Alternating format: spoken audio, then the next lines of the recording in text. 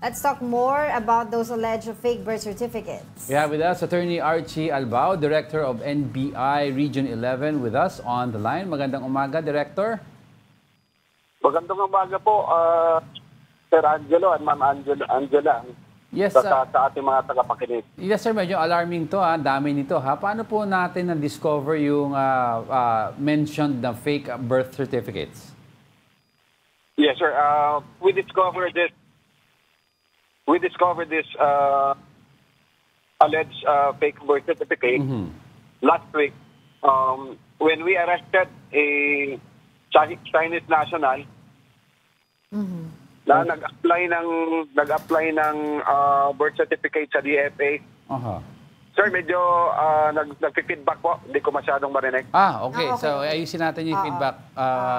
Can we fix the line first before we continue on with our interview? Okay na. Okay, so sir, si Angela po ito again yung question is, paano natin na-discover yung fake birth certificates? Yes, sir.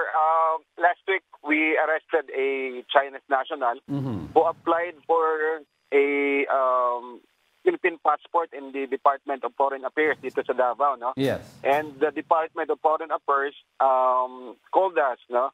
Na meron niyang nag-apply na allegedly isang Chinese national pretending or purportedly to be a Filipino, no?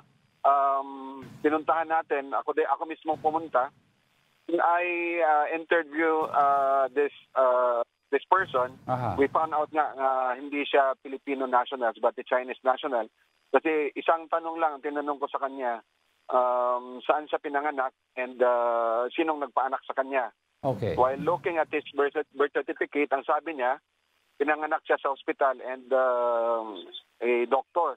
Nung tiningnan ko yung birth certificate niya, Hilot ang nakalagay. So sabi ko, ito nga, hindi na briefing ng maayos.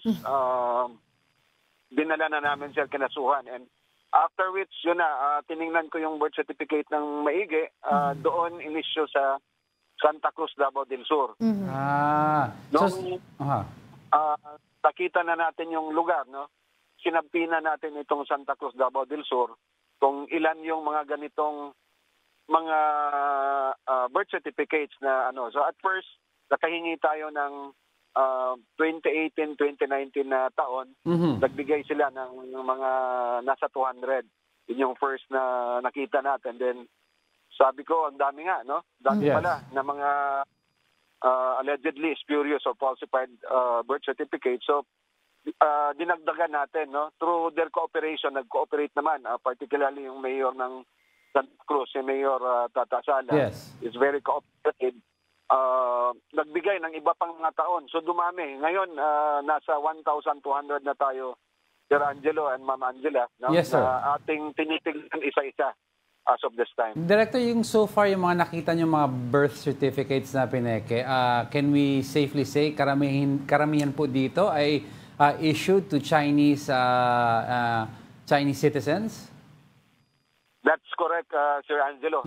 They are issued to Chinese nationals. Now, this is very alarming and we consider this as a threat to our national security dahil unang-una hindi natin kilala kung sino tong mga to kasi they are using assumed name, no, mga Filipino name. Hindi natin alam kung sino to at saka saan sila ngayon.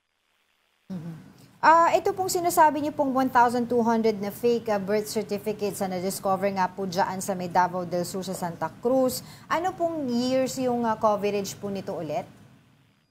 Yung nakuha natin ngayon, Ma'am Angela, nasa ano na tayo, from 2016 up to 2021. Okay, from 2016 to 2021. Pag sinabi po bang fake news, how do we define this? Fake news, fake birth certificate. Yung form po ba nito ay legit galing sa PSA pero peke yung mga nandoon sa loob na datos or information? Ma'am Angela, ganito po.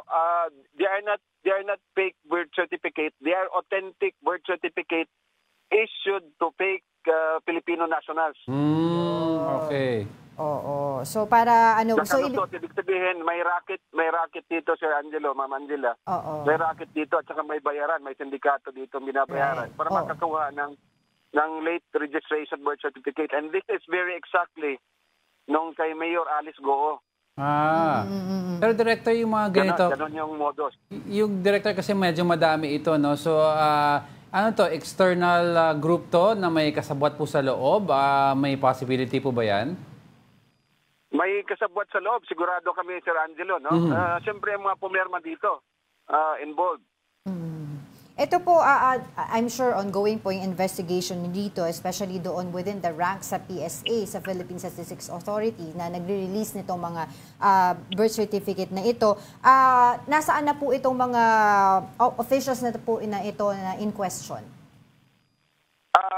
They are being relieved, no? After na malaman ng mayor nila, sa mayor natin dito sa Davao del Sur, nirelieve na itong mga to. And kami din, kinukompleto namin yung mga ebidensya para kasuhan na itong mga to. Director, is there a possibility rin po na hindi lamang po dito sa Davao del Sur na meron pong nag-i-issue ng mga allegedly, ito nga po, fake birth certificate sa mga iba't ibang foreign nationals? And if possible po, ano po mga lugar po yung mga nakikita nyo po na tinitignan nyo rin po iniimbestigahan? Ma'am, tama yung sinabi ninyo na hindi lang this is not only dito nangyari sa Davao del Sur. Posible ito na meron nationwide to, no, na nangyayari. And yun nga, panawagan namin sa iba pang mga officials natin sa gobyerno, patingnan na rin yung pati yung mga ibang mga lugar na may mga local civil registrar. Kasi mayroon kaming nakita din, may nahuli din kami early this year na isang Koreano. Doon naman sa Zamboanga niya kinuha yung kanyang birth certificate. Bali po, aside from Zamboanga, ito pong Davao, ano pa pong lugar yung maaari pong nating may posibilidad na ganito nga po bibigay ng mga fake birth certificates?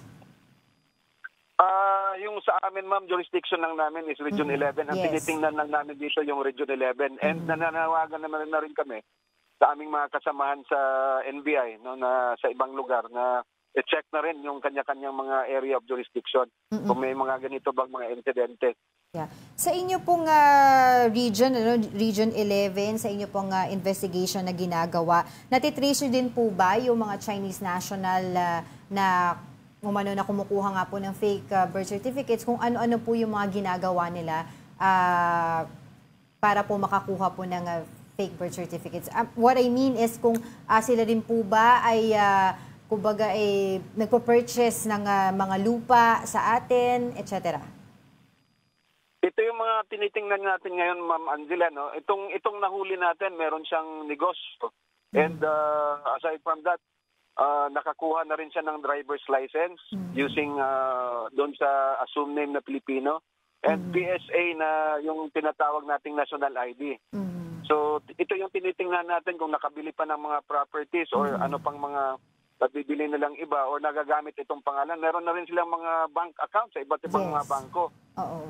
So what happens now po dun sa mga properties na nabili po nito mga Chinese nationals na may mga hawak po or foreign nationals na may mga hawak po ng mga Filipino birth certificates? Pwede natin itong i-hold, ma'am, itong mga properties nito, no? Pwede natin i-freeze ito through court order. And itong mga taong medyo nahihirapan kami dito, Ma'am Angela, kasi nga Pilipino yung ginamit.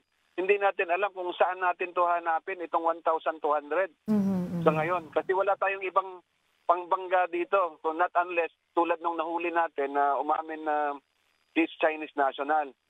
Itong mga 1,200, hanapin natin to kung saan natin to hanapin. But majority, based on our investigation, nasa Luzon ito, na particularly Manila and Pampanga.